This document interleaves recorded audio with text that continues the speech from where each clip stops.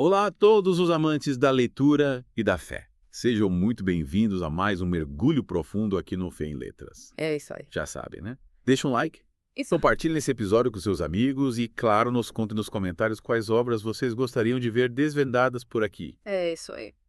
Hoje vamos embarcar em uma jornada pelas páginas de uma obra que atravessou séculos e continua a nos tocar profundamente.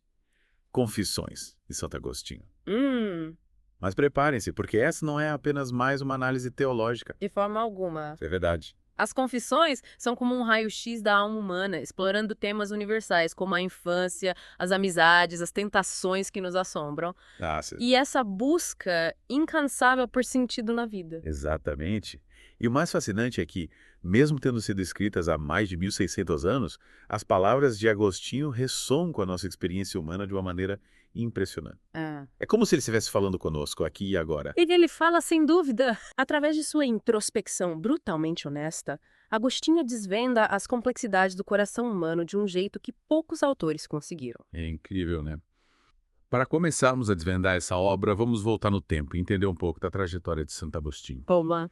Ele nasceu em Tagaste, no norte da África, no ano 354 de e sua educação formal privilegiou o estudo da retórica, a arte da eloquência.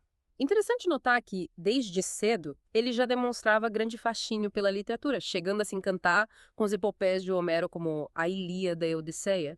Mas, mesmo na juventude, ele já percebia certa vaidade nessas narrativas. É quase como se ele sentisse que, por trás da beleza, das palavras e das aventuras épicas, havia um vazio, uma falta de substância. O que será que o incomodava tanto? Acredito que essa vaidade que Agostinho percebia estava relacionada à busca por glória e poder que permeava as histórias de Homero. Sim. Eram narrativas que exaltavam a força física, a conquista, a fama, valores que, para o jovem Agostinho, já soavam superficiais. E essa dualidade entre apreciar a beleza da linguagem e questionar o valor daquilo que é narrado também aparece na relação dele com o aprendizado do grego. Exatamente. Ele menciona nas Confissões que o latim lhe despertava uma curiosidade livre, uma vontade genuína de aprender. Enquanto o grego era visto como uma necessidade meticulosa, imposta pela educação formal. É como se o grego representasse para ele a rigidez e a imposição, enquanto o latim lhe abria portas para um mundo de descobertas e significado. Sim. O que nos leva a pensar sobre as diferentes formas de aprendizagem, não é? A curiosidade genuína versus a obrigação. Sem dúvida. Verdade. Agostinho parece nos dizer que o conhecimento se torna mais profundo quando buscamos por vontade própria, quando a chama da curiosidade nos impulsiona. Verdade. Sim. E falando em influências, não podemos deixar de mencionar a figura de Mônica, mãe de Agostinho, uma cristã devota que nunca desistiu de rezar pela conversão do filho. Ah, Mônica.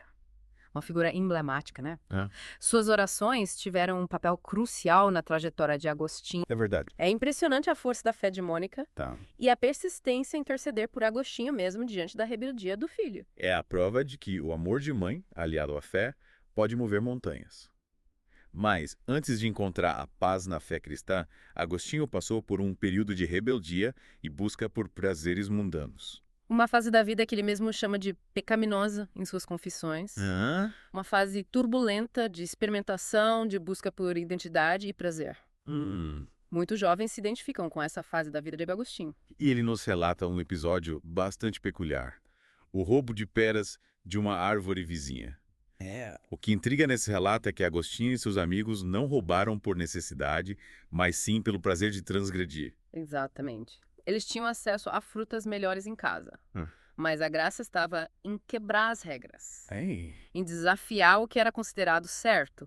O que revela a complexidade da natureza humana, capaz de encontrar prazer em ações erradas, mesmo sem um motivo aparente. E essa busca por prazeres mundanos o leva para Cartago, cidade conhecida por seus jogos e entretenimentos. Lá, ele se entrega aos espetáculos vazios da vaidade, como ele mesmo os descreve. Que é uma fase de excessos, de busca por satisfação nos prazeres sensoriais, algo que muitos jovens experimentam em suas próprias jornadas. É como se ele estivesse tentando preencher um vazio interior com as distrações do mundo exterior. E é nesse contexto que acontece um ponto de virada na vida de Agostinho. A leitura de uma obra filosófica de Cícero, intitulada Hortêncio. O que tinha de tão especial nesse livro? Hortêncio era um tratado filosófico que defendia a busca pela sabedoria como caminho para a verdadeira felicidade. A leitura despertou em Agostinho uma sede intensa por conhecimento e o fez questionar suas ambições mundanas. Então podemos dizer que o Hortêncio foi como um divisor de águas em sua busca por significado. Sim. A partir daí, ele começa a trilhar um caminho que o levará ao cristianismo.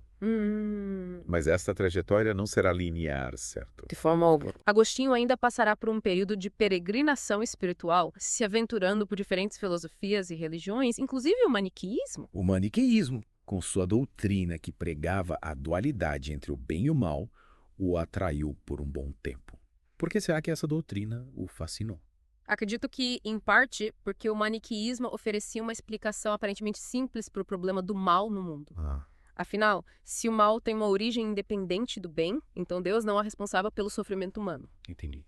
Essa ideia pode ter sido reconfortante para Agostinho, que buscava respostas para as grandes questões da existência. E essa fase de busca de Agostinho ecoa a experiência de muitas pessoas que em algum momento da vida se veem questionando suas crenças e buscando respostas em diferentes fontes. Sim. Mas, no caso de Agostinho, essa busca o leva a um encontro que será decisivo para sua trajetória. O contato com Fausto, um renomado líder maniqueísta. O que podemos dizer sobre esse encontro? Agostinho tinha grandes expectativas em relação a Fausto. Ele esperava encontrar nele um sábio, um guia espiritual capaz de sanar todas as suas dúvidas. Mas, com o tempo, Agostinho começa a se desiludir com o maniqueísmo e com o próprio Fausto, percebendo suas limitações e contradições. É nesse momento de desilusão com o maniqueísmo que a influência de amigos e mentores se torna ainda mais importante na trajetória de Agostinho. Sim. Um desses amigos, Victorino, era um renomado estudioso romano que se converteu ao cristianismo mesmo temendo as repercussões sociais. A história de Victorino serve de inspiração para Agostinho, mostrando-lhe que a verdade deve ser buscada acima de qualquer preocupação mundana. A coragem de Victorino em assumir sua fé, mesmo diante do risco de perder prestígio e posição social, impactou profundamente Agostinho. E a amizade com Alípios, que também se converteu ao cristianismo, e a mentoria de Simplicianos também foram fundamentais para a conversão de Agostinho. Sim. Alípios, inclusive, acompanhou Agostinho em seus momentos de crise e dúvida. É comovente observar como os laços de amizade e a presença de mentores sábios podem nos influenciar profundamente, especialmente em momentos de busca e transformação. E a conversão de Agostinho é marcada por um episódio dramático e simbólico. Em um jardim, atormentado por suas dúvidas, ele ouve a voz de uma criança dizendo "Tole, lede", que significa pegue e leia. Intrigado, Agostinho abre ao acaso as Escrituras e se depara com a passagem da carta de Paulo aos Romanos, que o toca profundamente e o leva a uma experiência de conversão profunda. A partir desse momento, a vida de Agostinho se transforma completamente. Ele abandona sua carreira de retórica, se dedica ao estudo das Escrituras e se torna um dos mais importantes teólogos da história do cristianismo. E é a partir dessa conversão que ele começa a escrever as Confissões, uma obra que retrata não apenas sua trajetória pessoal, mas também suas reflexões sobre a natureza de Deus, o problema do mal e a busca do homem pelo sentido da vida. Nossa.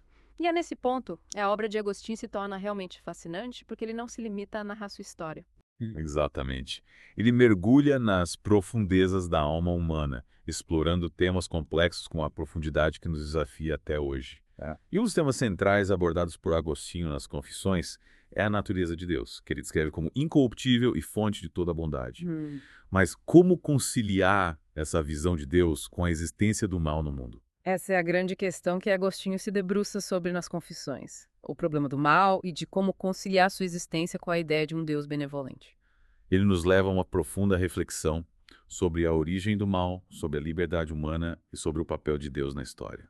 É uma discussão complexa e fascinante que continua a intrigar teólogos e filósofos até os dias de hoje. É verdade. Mas para entendermos a resposta de Agostinho, precisamos nos aprofundar um pouco mais em seu pensamento. E é isso que faremos na próxima parte do nosso mergulho profundo nas Confissões. Isso! Fiquem ligados. Até a próxima! Retomando nossa conversa sobre o problema do mal.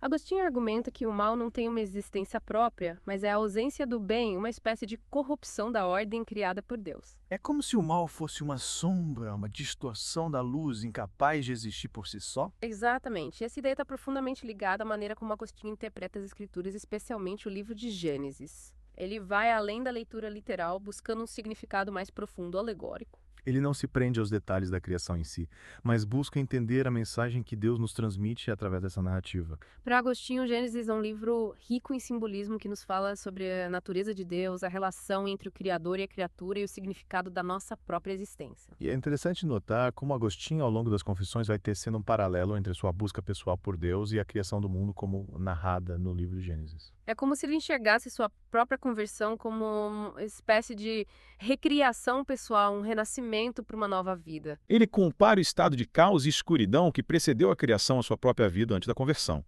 Ele se via perdido em um mar de dúvidas e desejos, assim como a terra está invisível e infome, como diz o Gênesis. E assim como Deus, através de sua palavra, ordenou o caos e trouxe luz ao mundo.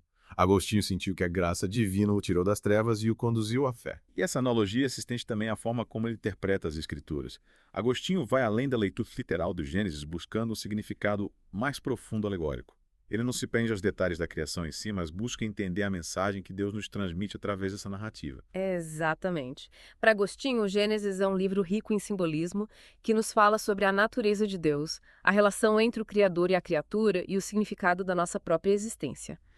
Mas Agostinho não se limita a interpretar o Gênesis. Ele mergulha em diversas passagens bíblicas, buscando desvendar os mistérios da fé e da alma humana. E essa busca por um significado mais profundo nas Escrituras é algo que ele leva para toda a sua obra, né? Com certeza.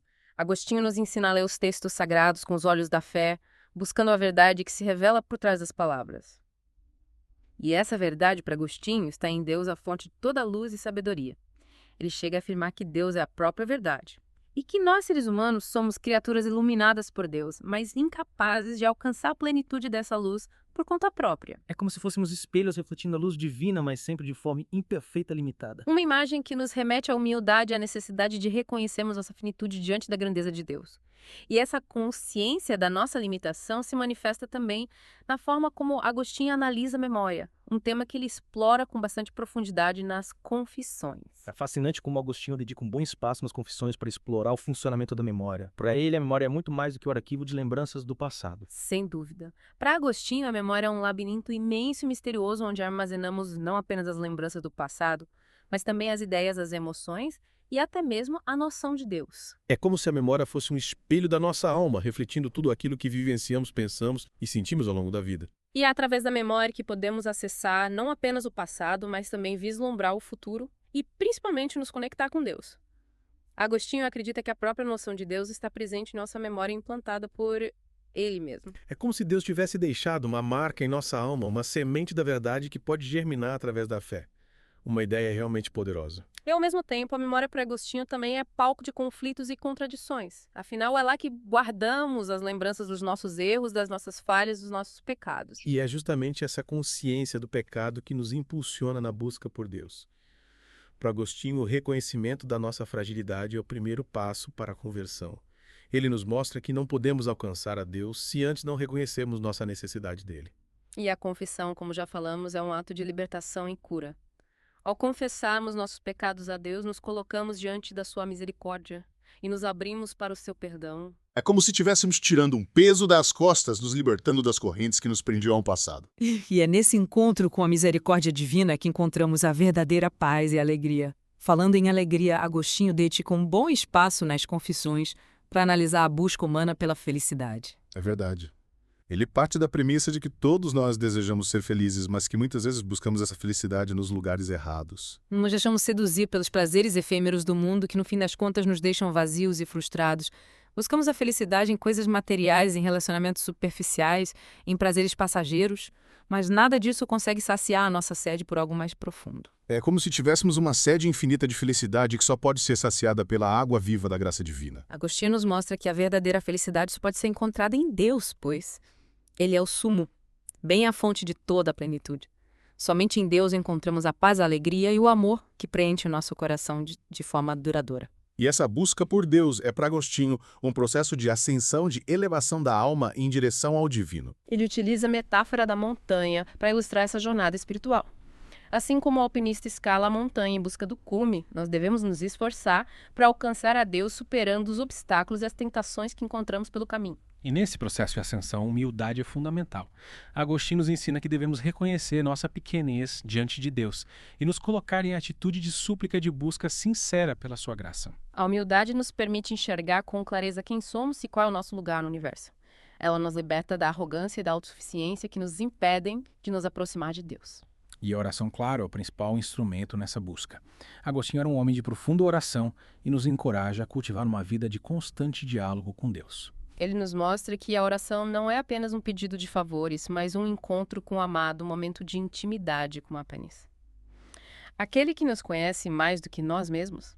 Através da oração, abrimos nosso coração para Deus, compartilhamos nossas alegrias e tristezas e buscamos sua orientação para nossas vidas. E é na oração que encontramos a força para vencer as tentações, para resistir aos apelos do mundo e para perseverar na busca pela santidade.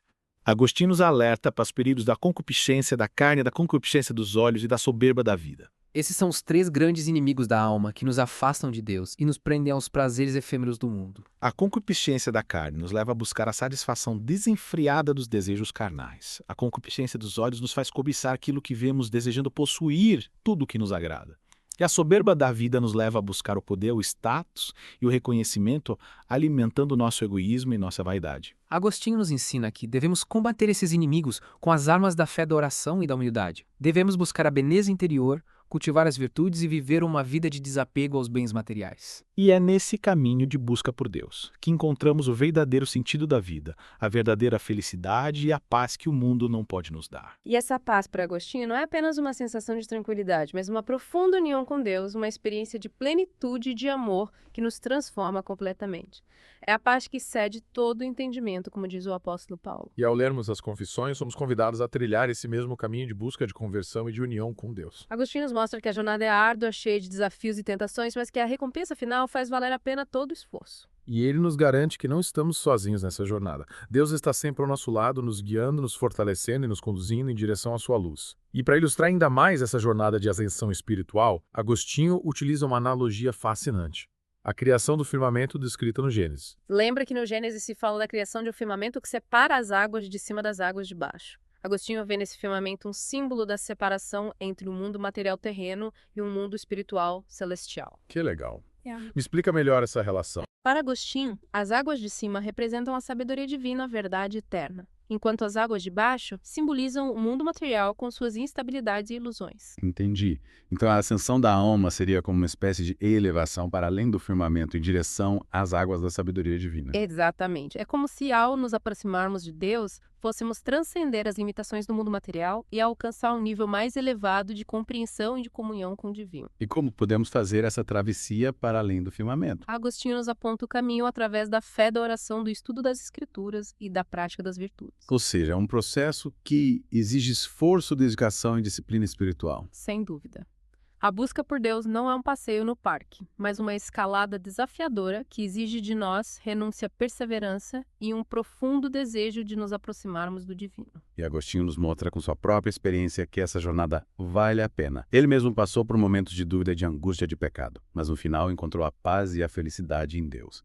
As confissões são um testemunho poderoso da transformação que a graça divina pode operar em nossas vidas. Elas nos mostram que não importa o quão longe estejamos de Deus, sempre podemos voltar atrás, nos arrepender dos nossos erros e buscar a sua misericórdia.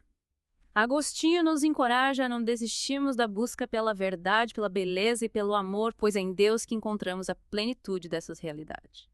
E é com esse convite, a busca, a conversão e a união com Deus que encerramos nosso mergulho profundo nas Confissões de Santo Agostinho. Uma obra rica em ensinamentos atemporais que continua a nos desafiar e nos inspirar na nossa própria jornada espiritual. Esperamos que tenham gostado dessa viagem pelas páginas de um dos maiores clássicos da literatura cristã. E fiquem ligados que em breve teremos mais um mergulho profundo em outra obra inspiradora. Não se esqueçam de se inscrever no canal e ativar as notificações para não perderem nenhum episódio. Até a próxima. E essa busca por Deus, essa ascensão da alma, também se reflete na maneira como Agostinho interpreta a criação do firmamento descrita no Gênesis. Interessante. Como assim? Lembra que no Gênesis se fala da criação de um firmamento que separa as águas de cima das águas de baixo? Sim. Então Agostinho vê nesse firmamento um símbolo da separação entre o mundo material, terreno, e o mundo espiritual, celestial. Entendi. E como ele relaciona isso com a busca por Deus? Para Agostinho, as águas de cima representam a sabedoria divina, a verdade eterna, enquanto as águas de baixo simbolizam o mundo material com suas instabilidades e ilusões. Faz sentido. Quer dizer, então, que a ascensão da alma seria como uma espécie de elevação para além do firmamento, em direção às águas da sabedoria divina? Exatamente. É como se, ao nos aproximarmos de Deus, fôssemos transcender as limitações do mundo material e alcançar um nível mais elevado de compreensão e de comunhão com o divino. E como podemos, na prática, fazer essa travessia para além do firmamento? O que Agostinho nos diz sobre isso? Agostinho nos aponta o caminho, através da fé, da oração, do estudo das Escrituras e da prática das virtudes. Ou seja, é um processo que exige esforço, dedicação e disciplina espiritual. Sem dúvida. A busca por Deus não é um passeio no parque, mas uma escalada desafiadora que exige de nós renúncia, perseverança e um profundo desejo de nos aproximarmos do divino. Mas no fim das contas, essa jornada nos leva à verdadeira felicidade, não é? Com certeza. E Agostinho nos mostra com sua própria experiência que essa jornada vale a pena. Ele mesmo passou por momentos de dúvida, de angústia, de pecado, mas no final encontrou a paz e a felicidade em Deus. É verdade. As confissões são um verdadeiro guia para quem busca essa paz interior, essa conexão com o divino. Exatamente. Elas nos mostram que não importa o quão longe estejamos de Deus, sempre podemos voltar atrás, nos arrepender dos nossos erros e buscar a sua misericórdia. É como se Agostinho estivesse nos dizendo, olha, eu passei por tudo isso, eu errei, eu me perdi, mas encontrei o caminho de volta para Deus e você também pode. É isso mesmo. E ele nos encoraja a não desistirmos da busca pela verdade, pela beleza e pelo amor, pois é em Deus que encontramos a plenitude dessas realidades. Que mensagem inspiradora! E que encerramento perfeito para o nosso mergulho profundo nas Confissões de Santo Agostinho. Esperamos que vocês tenham apreciado essa jornada pelas páginas de um dos maiores clássicos da literatura cristã e que tenham se inspirado na busca de Agostinho por Deus. E para quem se interessou por essa obra incrível, deixem aqui nos comentários o que mais te tocou na história de Agostinho. O que te fez refletir? Quais perguntas surgiram para você? Compartilhe conosco suas impressões e não deixem de se inscrever no canal e ativar as notificações para não perderem nenhum episódio do Fé em Letras. A gente se vê na próxima, com mais um mergulho profundo em uma obra que com certeza vai te fazer pensar e, quem sabe, te levar para mais perto da fé. Até mais!